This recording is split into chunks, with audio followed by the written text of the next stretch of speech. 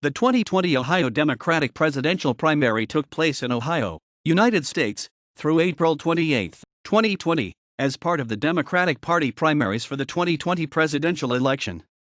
The state awards 153 delegates towards the 2020 Democratic National Convention, of which 136 are pledged delegates allocated based on the results of the primary. In-person voting, originally scheduled for March 17, 2020, was canceled due to the COVID-19 pandemic in the United States. The legislature and governor made the decision to run an all-male primary, with no in-person voting, allowing votes to be received through April 28. Joe Biden, the only Democrat still in the race, won the primary, as expected. The primary was originally scheduled for March 17, 2020.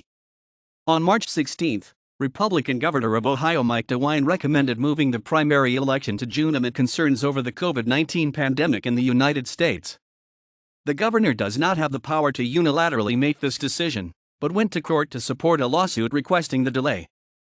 However, a judge rejected the lawsuit. Later in the day, the health director ordered the polls closed as a health emergency.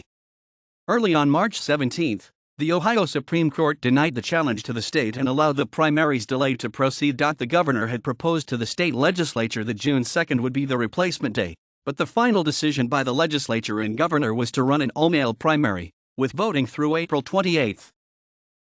The primary, originally scheduled for March 17, 2020, has been postponed.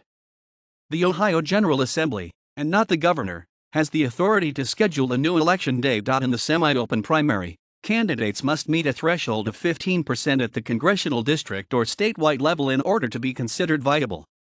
The 136 pledged delegates to the 2020 Democratic National Convention will be allocated proportionally on the basis of the results of the primary.